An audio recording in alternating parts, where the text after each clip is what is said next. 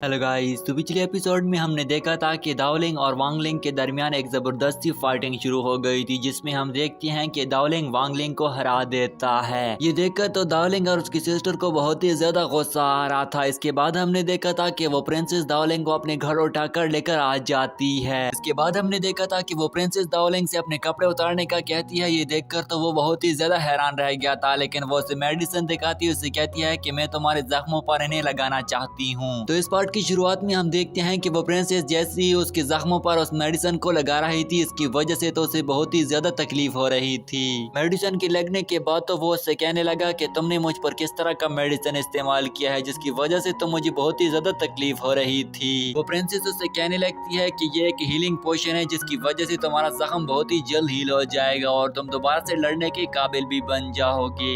इसके बाद वो उसे पूछने लगता है कि तुम इन मेडिसिन के इल्म किस तरह से जानती हो। वो उसे बताती है कि मैं फायर और वुड के मिक्सचर से बनी हुई हूँ और मेरे अंदर अल्केमी मटेरियल मौजूद है। इसके बाद वो उसे ये भी बताती है कि मैं बचपन से ही अल्केमी की प्रैक्टिस किया करती थी, इसलिए मेरे अंदर इनकी पावर्स मौजूद है और मैं इन मेडिसिन के बारे में अच्छी तरीके से जानती हूँ। इसके बाद दाओलिंग उससे पूछता है कि तुम इन अपनी स्किल को इलाके के लोगों के ऊपर क्यों यूज नहीं कर सकती हो। वो उसे जवाब देती है कि मैं स्टार एकेडमी में पढ़ा करती थी और मैं यहाँ पर सिर्फ बिजनेस के लिए आई हुई थी। इसके बाद वो उसे कहती है कि मैं बहुत जल्द ही यहाँ से जाने वाली हूँ, इसलिए अगर तुम्हें मुझसे दोबारा से मुलाकात करनी हो तो तुम स्टार एकेडमी में ही आ जाना, मैं वहाँ पर मौजूद होंगी। ये सुनकर तो दाओलिंग भी सोचने लगा कि अब मुझे इस प्रिंसेस से मिलने के लिए स्टार एकेडमी में ही जाना होगा। नेक्स्ट सीन में हम वांगलिंग को देखते हैं, जहाँ पर उसकी सिस्टर भी उसकी पास होती है और उसकी तबीयत बहुत ही ज्यादा खराब होती है, इसलिए उसकी सिस्टर बड़ी अच्छे तरीके से उसका ख्याल रख रही होती है। वांगलिंग गुस्से से कहने लगता है कि इस बेवकूफ ने मुझे किस तरीके से हरा दिया है और उसके पास इतनी पावर्स भी कहां से आ गई थी। ये कहती वहां पर एक और भी डिसाइपल आ जाता है, उसका नाम वांग जिंगफी होता है और वो भी सोल रियलम स्टेज तक पहुंच चुका होता है और वो भी उनका एक साथी बन चुका है। जिंगफी के आते ही वो उन दोनों से कहने लगता है कि मुझे पता चला है कि तुम दोनों के पास एक ब्लू क्रिस्टल है। ये सुनती ही वो तो हैरान रह जाते हैं। साथ में वो उसे बताता है कि वो वांग ली ने हमारे लिए यहाँ पर लेकर आया था।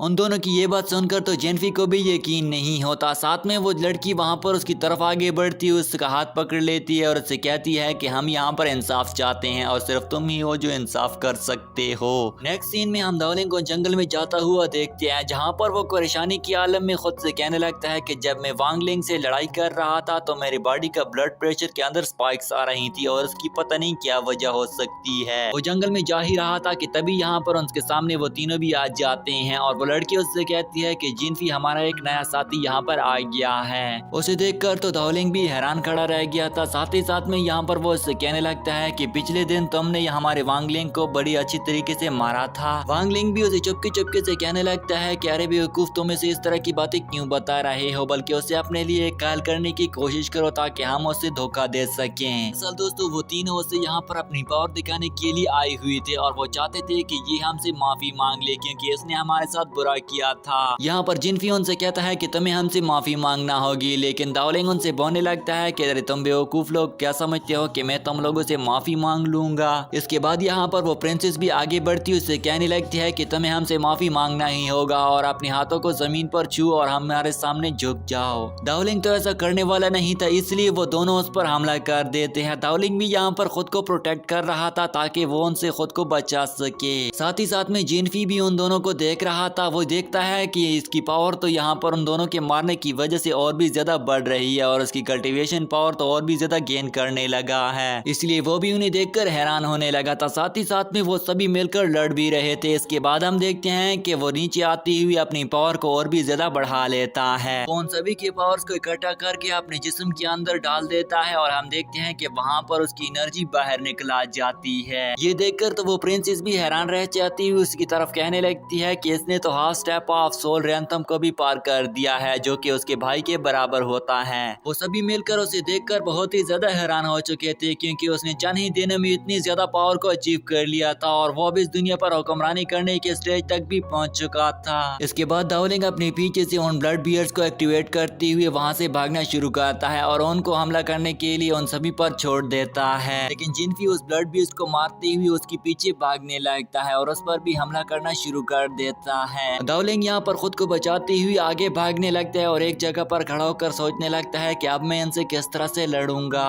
वो वहाँ पर छुप गया होता है। जब वो उस पर हमला करने के लिए पहुंच जाते हैं वो उसे नहीं मिलता, इसलिए वो वहां से वापस चले जाते हैं। नेक्स्ट सीन में हम देखते हैं कि दावलिंग बहुत ही ज्यादा जख्मी हो चुका हुआ था अपने घर पर पहुंच जाता है, जहाँ पर उसका फादर भी उसे देखकर उसे पूछने लगता है कि बेटा तुम्हें क्या हुआ है। यहाँ पर दोस्तों उसका फादर उसे पानी पिलाता है, जिसकी वजह से उसकी तबीयत थोड़ी सी संभल जाती है। इसके बाद वो उसे बताता है कि मैं रास्ते पर जा ही रहा था कि वांग फैमिली के 3 लोगों ने मुझ पर हमला कर दिया। ये सुनकर तो उसका फादर उससे कहने लगता है कि अरे बेटा तुम 3 लोगों से भी लड़ सकते हो। इसके जवाब में वो उसे बताता है कि हाँ फादर, मेरे अंदर अब 3 लोगों के साथ लड़ने की भी पावर आ चुकी है। ये बात सुनकर तो उसका फादर बहुत ही ज्यादा खुश हो चुका था और वो उसकी मोम जो कि मर चुकी थी उससे कहने लगता है कि हमारे बेटे ने ये सब कुछ अचीव कर दिया है, और वो बहुत ही ज्यादा खुश होता है। इसके बाद उसका फादर उसे बहुत सारे ब्लू क्रिस्टल दिखाती है, उससे कहने लगता है कि स्टार एकेडमी का कंपटीशन कल ही होने वाला है और उसके लिए तुम खुद को रेडी कर दो।